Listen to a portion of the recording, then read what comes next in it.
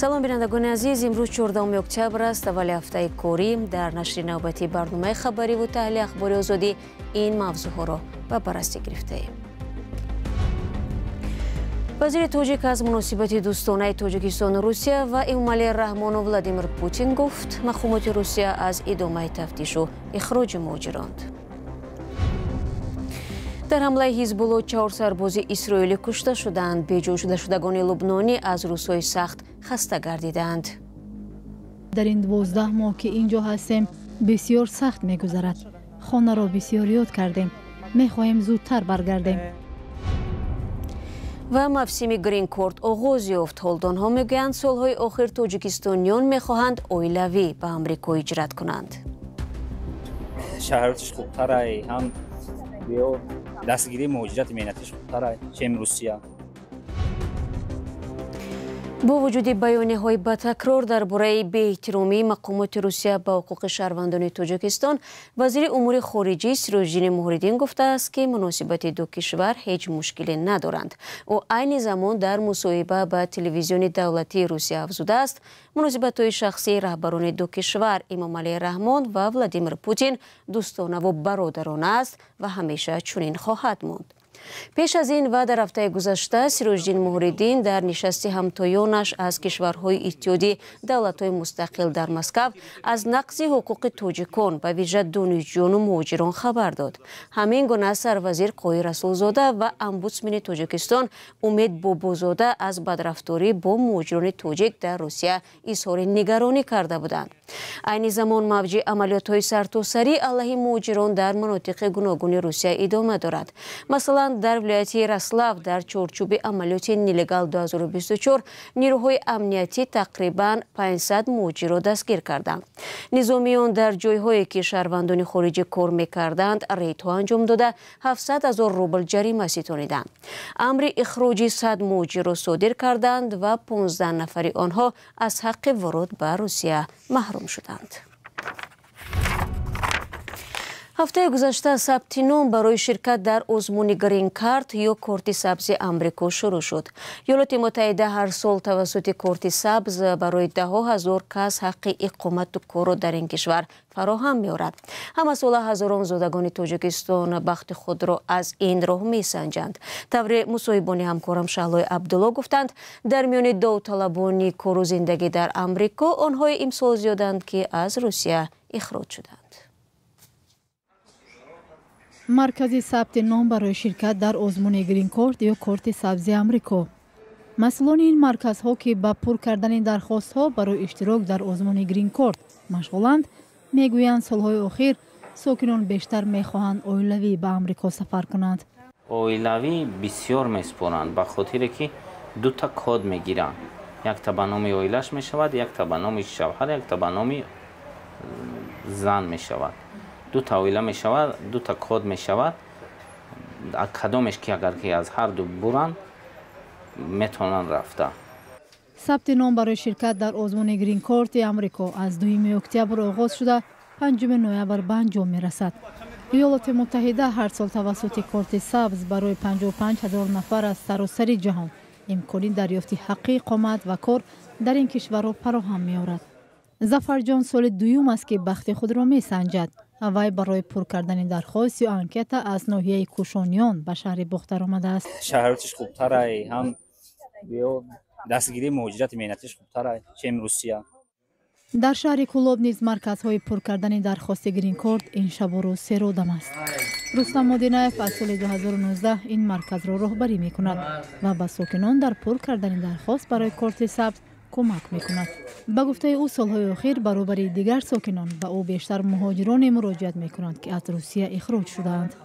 бисёр аст ки ҷавононе ки аз давлати Русия ба Тоҷикистон баргардонда шуданд, хоҳишашон бисёр аст ки ба Аврупо рафта кор кунанд, ба Амрико рафта кор кунанд, бисёр аст муроҷиат мекунанд. мақсади асосияшон барои зиндагӣ ва барои кор ҳамин хел ба мо муроҷиат мекунанд ва мо ба онҳо мефаҳмонем ки шумо ба корти сабз метавонед ки доимӣ зиндагӣ кунед. солҳои охир ҳазорҳо шаҳрванди тоҷикистон бо нияти кори беҳтар ба амрико мераванд. бархе тақдири худро дар бахт озмоии грин-корт санҷида, бархе дигар бо роҳҳои гуногун то сарҳади Мексика мераванду аз он ҷо ба амрико мегузаранд. тоҷиконе ки қаблан ба амрико рафтанд мегӯянд бе донистани забони англисӣ ва доштани касби мушаххас зиндагӣ дар амрико ҳам осон нест. ширкат дар озмон барои дарёфти корти сабзи амрико ройгон аст, аммо марказҳое ки ба ин кор машғуланд барои ворид кардани маълумот ба сомонаи департаменти давлатии амрико аз сокинон 50 сомонӣ барои як нафар ҳаққи хизмат мегиранд. рӯ ба мавзӯъҳои дигар. дар натиҷаи ҳамлаи селаи паҳбодҳои ҳизбуллоҳи Лубнон ба Исроил 4 сарбоз кушта ва даҳотани дигар аз ҷумла 7 нафар сахт захмӣ шуданд. ҳамла ба пойгоҳи низомӣ дар шаҳри Биньёмина рӯзи 13 октябр анҷом ёфт. гурӯҳи ҳизбуллоҳ ки ҷануби Лубнонро зери назорат дорад, масъулияти ҳамларо бар дӯш гирифт. ин гурӯҳро Амрико ва Иттиҳоди Аврупо созмони террористӣ мешумуранд. ҷанг байни Исроилу ҳизбуллоҳ то кунун садҳо ҳазор нафарро беҷову бехона кардааст. ҳамкорам Хиромон Бақозода гузориш медиҳад. хушунатҳо дар сарҳад як сол пеш шурӯъ шуд ва ҳоло деҳоти воқеъ дар хатти сарҳади Лубнон харобазорро мемонанд. бисёриҳо бо хонаводаҳояшон фирор карданд. маҳаллаи Кфарсири вилояти Набатия дар ҷануби Лубнон 500 оилаи фирориро паноҳ додааст. оилаи Фотима Раммал яке аз онҳост. дар ин бебандубориҳо ҳар замон омода аст ба ҷои дигар бикӯчад. дар аввал вақте ин ҷо омадем ором будем ки ба зудӣ шояд дар 1 ё 2 моҳ бармегардем, вале дар ин 12 моҳ ки ин ҷо ҳастем бисёр сахт мегузарад. хонаро бисёр ёд кардем. мехоҳем зудтар баргардем. ҳукумати Лубнон аксар мактабҳоро ба маркази қабули паноҳандагон табдил додааст ва барои оилаи Маҳмуд Мувассӣ мактабе дар шаҳри ҷанубии Сур паноҳгоҳ шудааст. ҳамлаи мушакии Исроил хонаи онҳоро дар деҳаи Айтарун хароб кард. ӯ то рафт бештар ноумед мешавад. ба мо ҳукумат бо ғизо ёрӣ мекунад, вале кӯмаки молӣ нест. гӯё моро нодида мегиранд. соли 2006 ҳузури ҳукумат бештар ба чашм мерасид. буҳрони башарӣ вазъи ҳукумати Лубнонро боз ҳам бадтар кард, чун аз соли 2020 он варшикаста шуд. кӯмаки байналмилалӣ ҳам хеле кам аст. дар як соли гузашта 7000 оилаи ба қайд гирифта шуда фақат 4 дафъа қуттии ғизову маводи гигиенӣ гирифтанд. ин ёриҳо бояд ҳар моҳ дода шаванд. низое ки як сол пеш сар зад то ҳол идома дорад ва хатари табдил шудан ба ҷанги васеъ миқёс дар хоки Лубнон ҳам ба вуҷуд омадааст. сарнавишти паноҳҷӯёни мисли Фотимаву Муртазо бештар риққатбор мешавад. бармегардем ба Тоҷикистон. бархе аз рӯзноманигорони шимоли Тоҷикистон аз номуназзам доир гардидани нишастҳои хабарӣ ва камранг шудани фазои иттилоотӣ дар минтақа нигаронанд. ба иддаои онҳо интизорие ки тӯли 6 моҳ барои ҷамъ овардани маълумот рӯзноманигорон доранд, бо айби мансабдорони маҳаллӣ барабас меравад. дар 6 моҳаи аввали имсол кадом мансабдорон нишасти хабарӣ доир накарданд? Фарзон Муҳаммадӣ тафсилоти бештар медиҳад. як то зам шуд, ду то кам. чунин аст шумори доир кунанд. дар нимсолаи аввали соли 2024 намояндагони ширкати барқи тоҷик дар минтақаи шимоли кишвар бо таъкиди раиси вилояти Суғд баъди таъхири беш аз 3 сола нишасти хабарӣ доир карданд. он ҳам бетайёрии комил ва мавҷудияти ҳолатҳои изтирории корӣ. дар нишастҳои қаблӣ баҳонаи баргузор накардани нишастҳои хабариро супориш аз боло мегуфтанд. ин омил боис ба баҳси рӯзноманигорон дар нишасти хабарии Раҷаббой Аҳмадзода гардида буд. раиси шаҳрунойҳо, шӯъбаи корҳои дохила, прокуратура, агентии коррупсия, нашъамандӣ ва дигар сохторҳо бояд тамоми сохторҳое ки имрӯз дар вилоят намояндагӣ доранд, инҳоям мувофиқа кунанд, оянда нишасти матбуотӣ баргузор кунанд.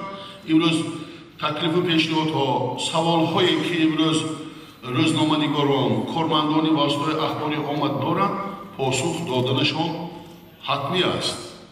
мувофиқи амри президенти Тоҷикистон аз соли 2005 аксари мақомоти раҳбарии вазорату идораҳои кишвар ӯҳда доранд ки дар як сол 2 маротиба нишасти матбуотӣ доир кунанд. اما در نشست‌های خبری ولایت سوخت نامنظمی عملی شوی این امر در همه موسم مشاهده می‌گردد.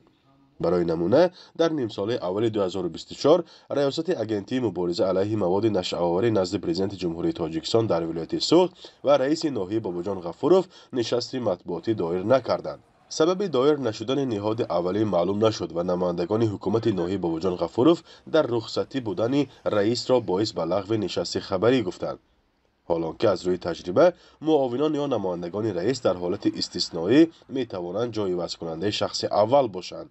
برخی از روزنامه‌نگاران محلی این وضع را باعث به نااستوار گردیدن کار خبرنگاری می دانند. روزنامه‌نگار هم معلوماتی که در دوام 6 ماه یک مرتبه برای او میسر می شود که این معلومات را پیدا کند، اگر همون چیزی که می خواهد نگیرد و نمی تواند دیگر فعالیت خود را وسیع کند یا همون چیز درست انعکاس کند یک مسئله که می بردارد. سال گذشته 6 سازمان روزنامه‌نگاری در آستانه نشست‌های خبری از دستگاه اجرایی پرزیدنت و دادستانی کل خواستند نظارت از بالای نشست‌ها را پرزور کنند. در اظهارات آمده است نشست‌های مطبوعاتی نه تنها قالبی شدند بلکه ماهیت خود را نیز از دست دادند. منصبداران تنها ارقام خشک و خالی را پیشنهاد می‌کنند. روزنامه‌نگاران دیگر منطقه‌های تاجیکستان بعد انتقاد دایره‌های خبرنگاری این نوبت از افزودن نهادهای حسابات دهنده دولتی خبر دادند. ولی سال تا سال کمرنگ شدن نشست‌های خبری و محدود شدن دسترسی به اطلاعات باعث به انتقاد سازمان‌های بین‌المللی می‌گردد. میرویم به جنوب تاجیکستان. کشاورزان ختلان میگویند با وجود نشونما و رشد خوب پخته امسال حاصل آن در نویه‌های ولایت بسیار کم شده است. مقامات سبب را از هوای گرم و تغییرات در اقلیم میدانند، اما این حالت دهقانان را که برای پرورش پخته پول بسیار صرف کردند تسکین نمیدهد. ادامه در گزارش مراجعه صوفی. خیرالله نعمتوف کشاورز سابقه دار از دهه میرزا آباد ناحیه عبدالرحمن جامع در بین زمینی پختش گشته میگوید در نهالهای پخته دیگر گل و کورک نمانده است. این کشاورز میگوید که نه تنها زمینهای پخته او بلکه از دیگر کشاورزان همدهه‌اش نیز حاصل خوب نداشتند. خیلی همین زمینا همین خیلی همین سال بسیاری زمین‌ها را خبر گرفتیم، همه زمینا همین دههای مدرن همین خشتگی. بسیاری جا خلق شکایت میکنن که مقصد حاصل ریختگی است.